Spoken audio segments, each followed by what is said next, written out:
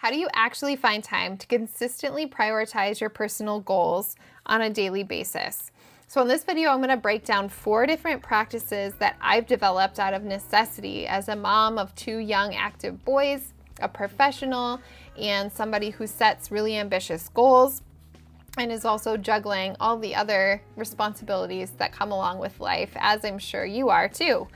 I'm Dr. Lisa Brothers. I'm a behavior analyst, and I'm really on a mission to leverage the science of behavior so that we can develop habits and systems and routines that really serve both our values and our goals. And so it's really more about crafting a life experience that feels as good on the inside as it looks on the outside.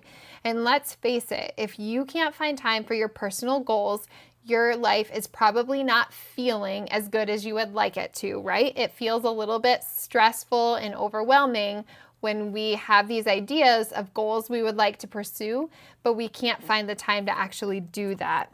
So real quick, before I dive into the first practice, I developed a free guide. I'll link to it down in the description, and that's really going to walk you through implementing these practices, and it's going to be a nice place to just come back to for a quick reference and if you need to troubleshoot, any of that. So make sure you click the link in the description and get that free guide.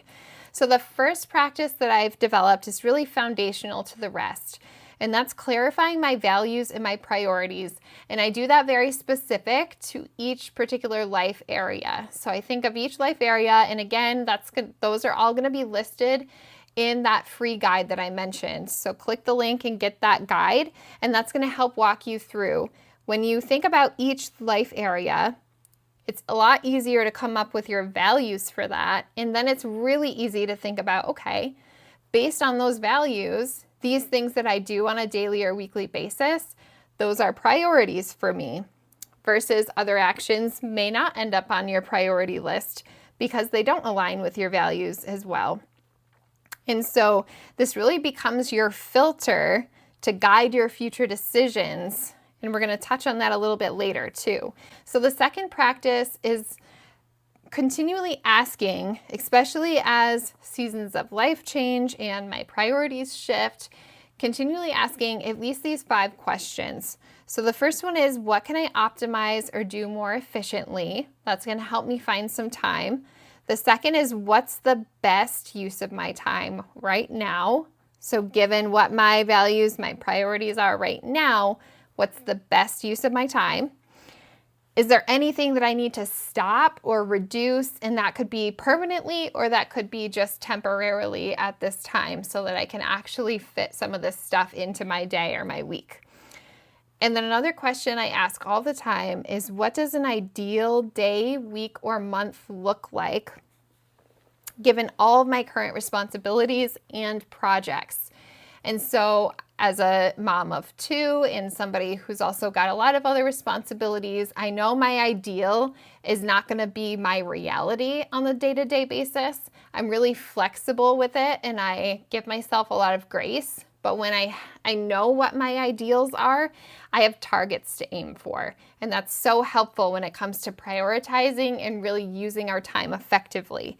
And the last one that I ask often is, am I enjoying life and being present for just the simple little moments along the way? And just checking in and making sure I'm not just so focused on making progress and getting to the next thing that I'm too busy to see what's right in front of me and appreciate it and enjoy it.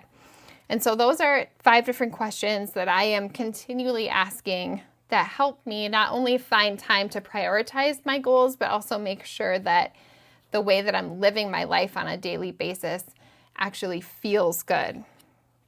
All right, the third practice that I've come up with is making those commitments when people ask me to do things or I'm looking to expand and do something different, is really making commitments based on my values and my priorities, and not making those commitments out of a place of feeling like I'm obligated or because that's what I've always done, that's what I should do now.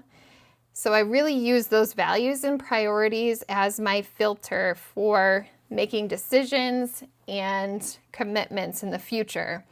That makes no so much easier. You feel a lot of conviction in your no because you're clear on your values and your priorities and how things are fitting into your days and weeks right now.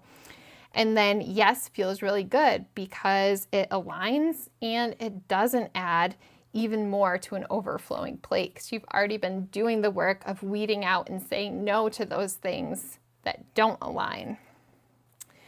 All right, number 4, the last practice I think has been the biggest for me in terms of how I experience my days and weeks and feeling like I've been more productive and that I'm getting somewhere.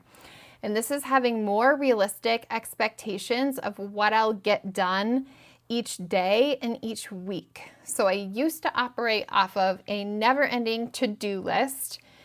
And even if I did just make a to-do list for the day, I always put way more items on there than I could ever get done. And so things that I've done to kind of shift that are, I use a categorized task list. And this is something that's basically like for the month. And I look at like, okay, in each area, I have like family, my business, my home and keeping that clean. I have personal, I have health, I have finances, a lot of different sections. And what I do is I use that categorized to-do list to just brain dump every day, anything that comes up that I need to make sure it gets done that month. So what I do on a daily basis is I focus more on having a done list than a to-do list. So I just jot down each time I complete something. I keep a running record of that. And then I can look back at the end of the week and it feels so much more satisfying and like I've accomplished so much instead of looking at all of my things that I've done in the context of that list of so many other things that aren't done. So that's really helped for me. And then the other part of it is having those tasks come off of that task list and actually be placed into my schedule with a block of time rather than just putting it down on a list somewhere. So there are days as a mom when I just have to squeeze stuff in when the kids will allow that I operate off of just a list. But when I have control over my schedule for the day, then I look to do that in block times so that I can really be more realistic about what I can get done and actually block that stuff in. And so when I'm operating like that, I also look to block in my health and wellness routines, my flex time, and then my task days so that I can kind of make sure that different priorities are still making it into my schedule in equal weight. And so that's a wrap on the 4 different practices. Developing them absolutely takes time and work, but it is so worth it when you get to a place where you get rid of the constant overwhelm and stress and exhaustion that comes from having a packed calendar that really isn't serving your current values and priorities. Make sure you click subscribe if you aren't already so you see future videos, and I'll see you in the next one.